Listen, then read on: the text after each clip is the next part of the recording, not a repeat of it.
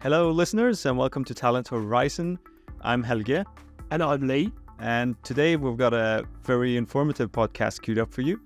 We'll be covering cutting-edge AI news, of course, and useful articles and content recommendations. And we even have a fun fact at the end that might make you reconsider your desk placement at work. So fasten your seatbelts and let's dive into the world of AI. So in the AI news this week, we've learned that nearly 1/5 of all global venture investments within the past year have poured into AI.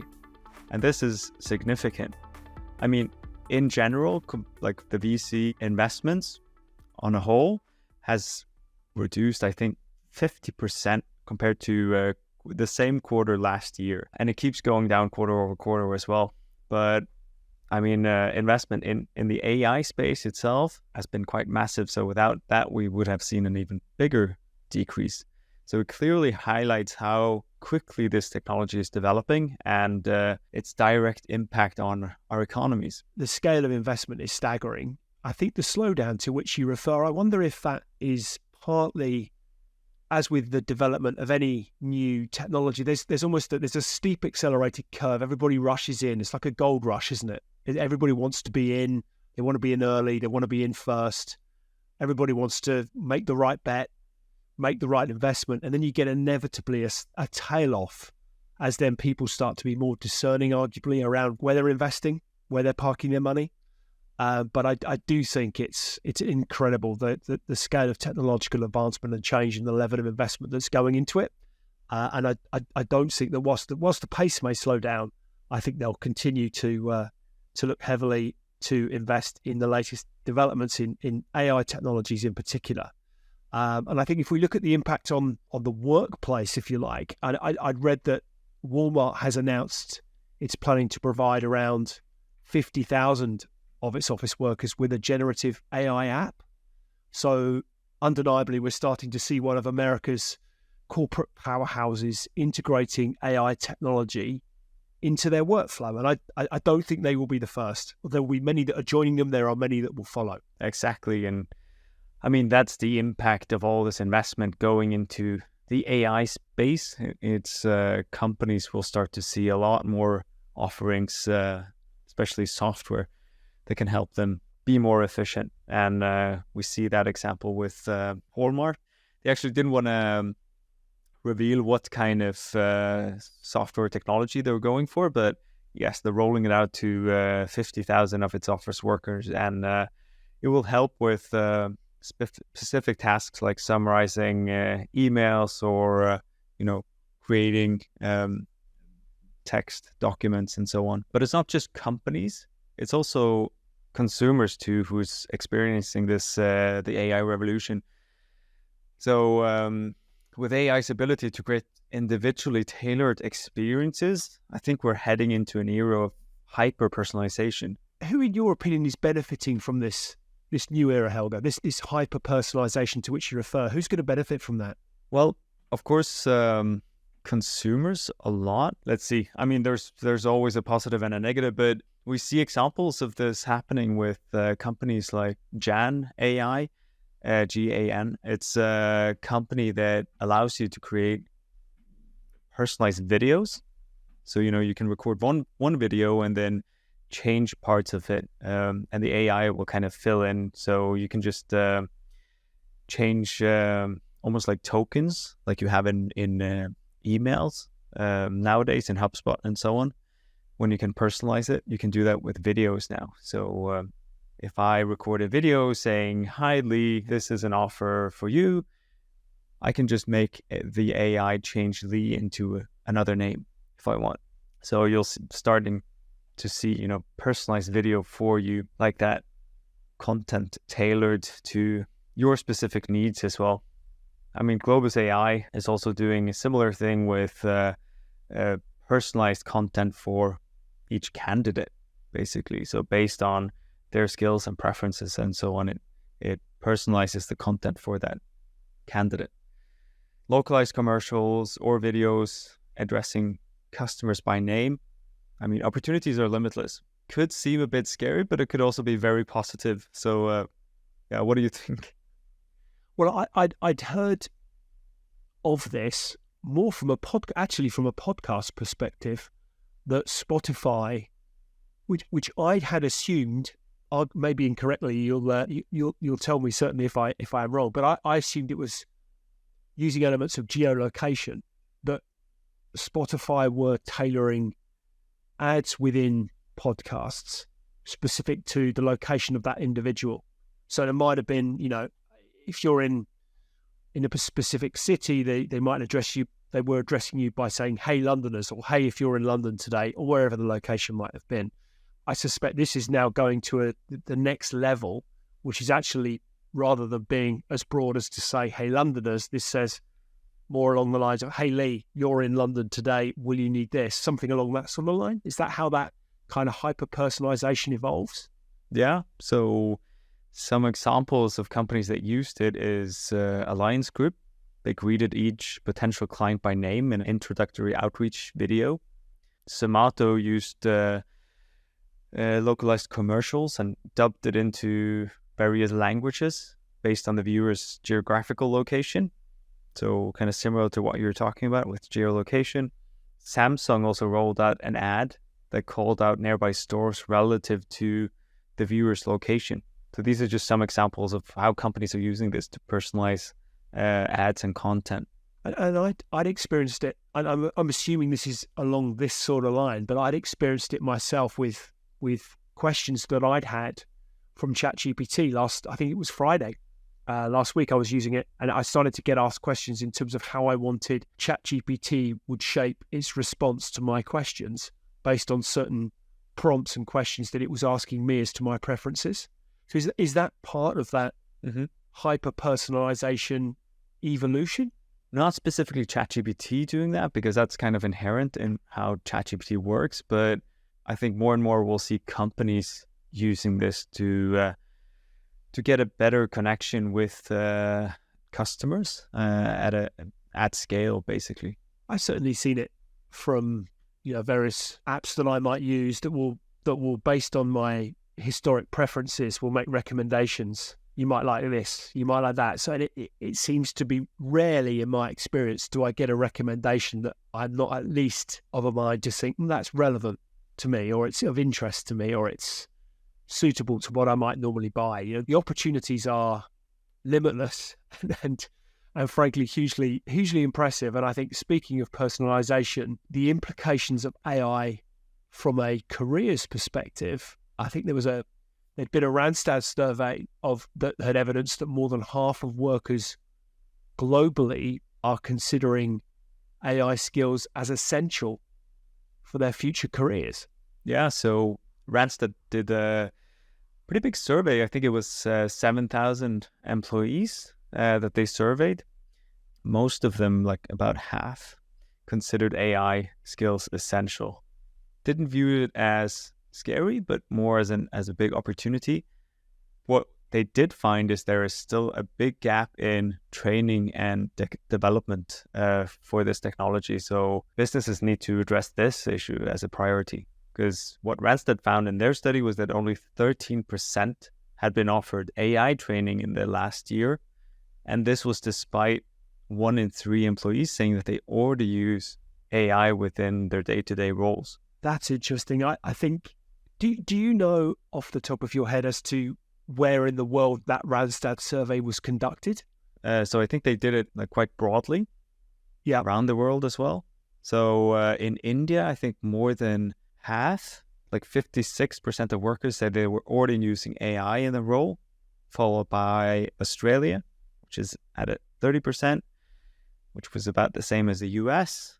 And Germany and UK was at about 24% of people said they were using AI in their role. That's interesting. I was just reflecting on our last conversation, episode 2, when I think, was it 80% of Americans in a survey had suggested they'd never used AI from a work perspective and never considered that it would impact them from a work perspective. I think I may have butchered that particular piece of research and an element to our conversation, but it's interesting, isn't it, that the pace of change how rapidly that adoption is coming through. And if you look at, for example, your point around India, where already 56%, if that's the number of workers, I mean, that's a staggering sum considering the size and scale of the workforce in India as well. That's a lot of people who are developing expertise and skills with AI.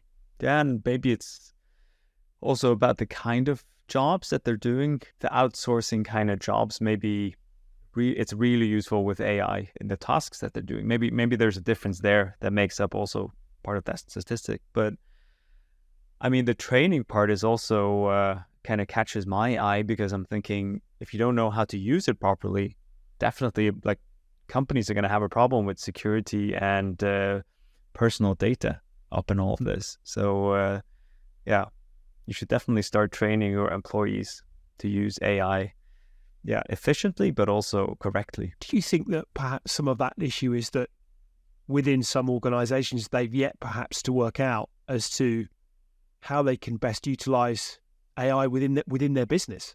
It could be, yeah, because we're, I think in a lot of companies, we're still at the policy stage where, the top management is trying to figure out, like, how do we handle all this? Like, what should we use it for, and where is it used for? And it's almost just the imagination setting any limits, because you can use it in so many areas. And I think that's why we're also seeing this bottom-up adoption, where people are just finding different use cases where it makes them more efficient.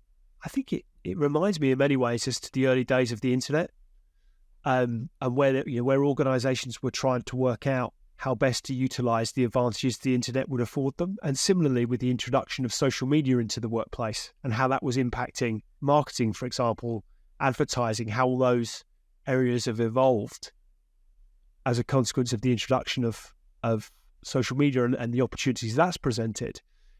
There is some, in my mind, it strikes me that there are some similarities as organizations start to wrestle with, what does this mean to us? How do we use it? What are the implications? What policies do we need to develop? But I think, to your point, there's a gap in training and development, and that is going to create opportunities as well. So, and on that point around policy, one of the things that intrigues me greatly is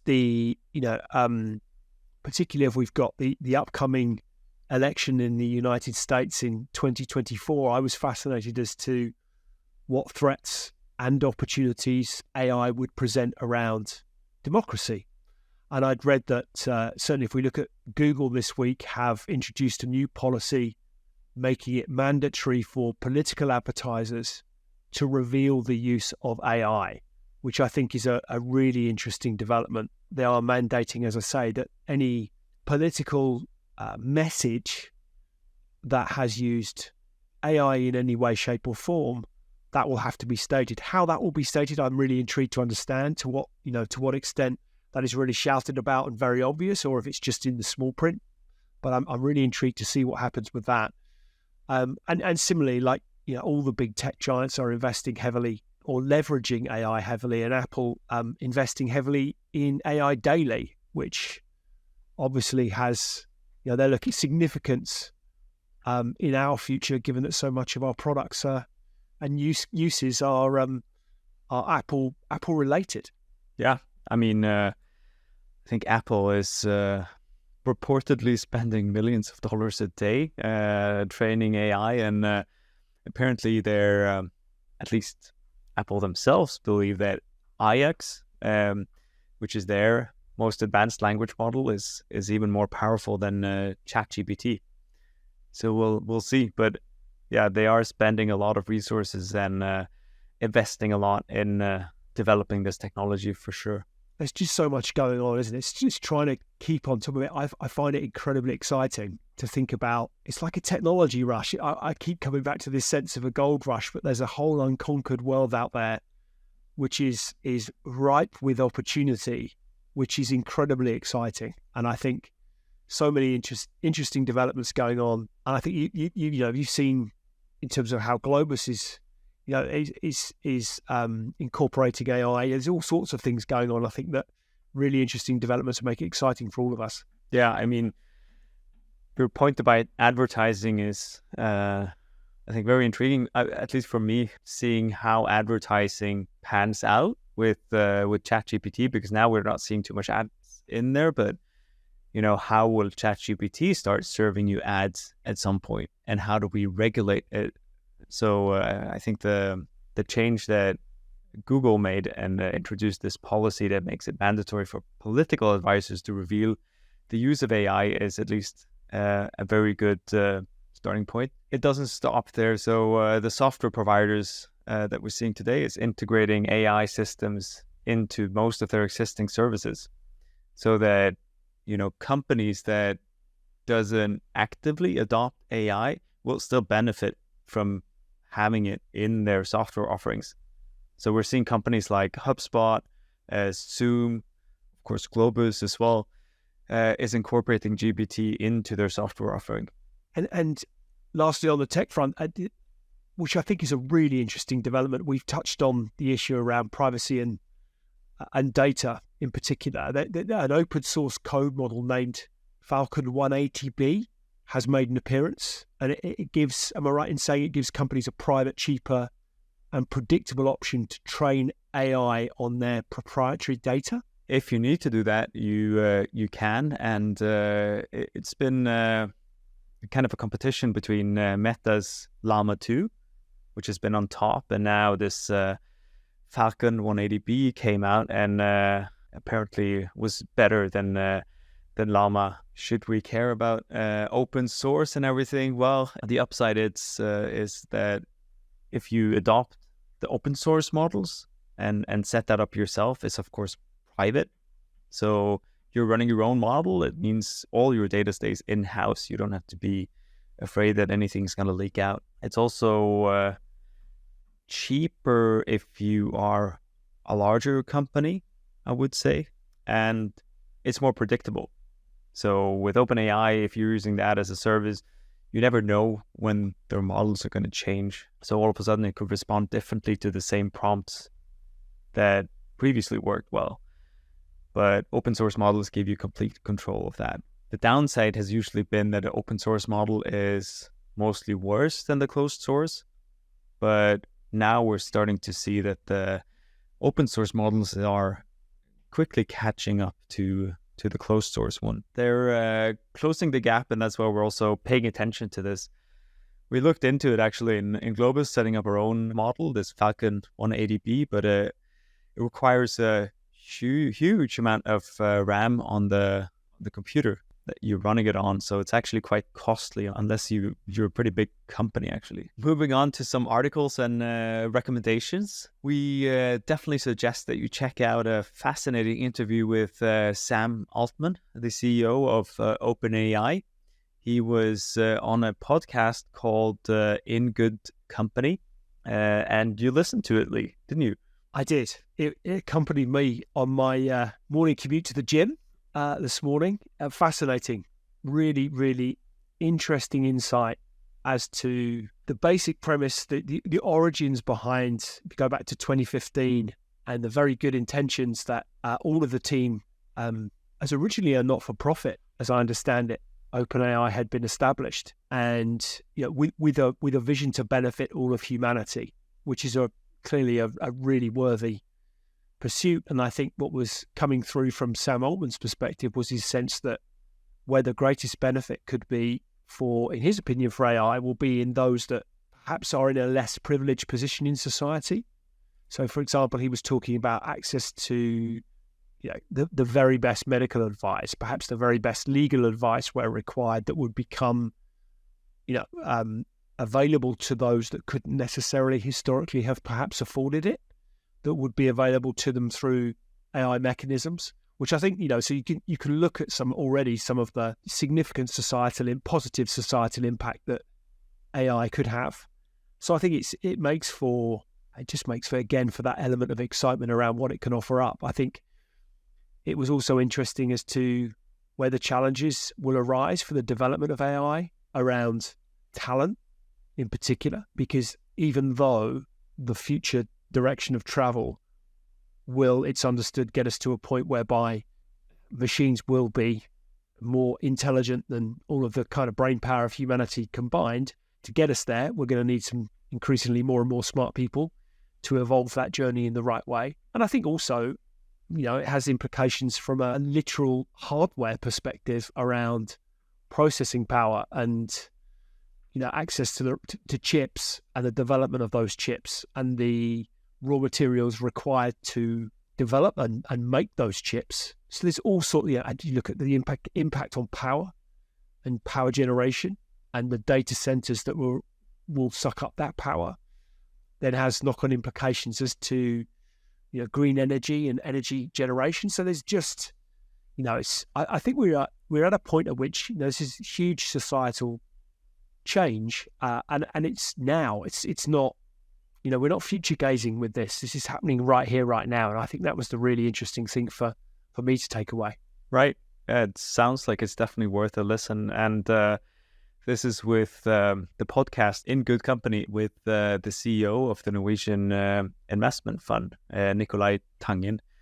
So, and he's good at asking questions and doing the interviewing. So from that, we'll also share a Wired article, which is about OpenAI and Sam Altman as well, and it kind of gives you a bit of an insight into his day and what's going on for Sam at the moment. So it's very, very interesting read. Yeah, I think he's an interesting guy with, it would appear from the way he comes across, the very best of intent. And I find that fascinating, is that having started as a not-for-profit, at what point does the profit motive start to drive decision-making? He would appear to be, I don't know Sam Altman, I've never met him. He comes across as being a not only a very good corporate citizen, but frankly a good human being, which is a massive plus. But I think anything that can inform us and educate us as to, these people will increasingly have huge roles to play in arguably the future of society. If you look at the influence that, if we reflect back, the likes of Sir Tim Berners-Lee had on the development of the internet. If you look at the implication or the impact of Sergey Brin, Larry Page, Bill Gates, Mark Zuckerberg, people will have a view, good or bad. Jack Dorsey, Elon Musk, the list goes on. So, I think the more we can be informed and get insight on these people, I think that's a good thing. And you mentioned Elon Musk. I actually read a Time article about Elon Musk, and it's called Inside Elon Musk's Struggle for the Future of AI. And it also kind of dives into his view, kind of taking you through the story and his view about the future of AI and the safety aspect of it, which was kind of what we touched upon when we mentioned the new book, The Coming Wave, in the last episode by Mustafa Suleiman, which also talks a lot about this. So definitely also a read that's worth it. Sam Altman talks about Musk on the Good Company podcast that you refer to, and I'd noted a quote that Musk he'd been fairly damning in his view as to the direction taken by OpenAI when he launched XAI, and he's definitely in competition with OpenAI. He says he felt he had a loftier goal, Musk. He said he's to understand the true nature of the universe. He's been acquiring talent from Google, DeepMind, Microsoft, Tesla to drive the future of XAI. But Altman described Musk as definitely a talent magnet, an attention magnet for sure, and also just like has some real superpowers that were super helpful for us in those early days. Aside from all those things, he also referred to him as a jerk. So it's interesting, humanity definitely comes out, definitely plays a part with all of these guys, I think. But I think really all of these reads, really, really enlightening reads. And I'd also add a prompt engineering tutorial with ChatGPT to that list for our listeners who want a deeper understanding of using AI tools. That's certainly something that I'll be diving into. It is definitely something that I'll recommend. You'll find yeah, lots of these kind of courses, but the one that we would recommend is the one by Deep Learning AI. I think it takes about an hour, and it's with Andrew Ng, which is one of the big names within AI. So get into this course if you want to know more about, how to efficiently do prompting and get ChatGPT to do what you want, basically. Fantastic. So with that, I think we'll wrap up. But before we do that, we had a fun fact. So let's wind up the session with that. And I don't know if you knew this, Lee, but did you know that proximity to competent or incompetent individuals can significantly affect your performance at work?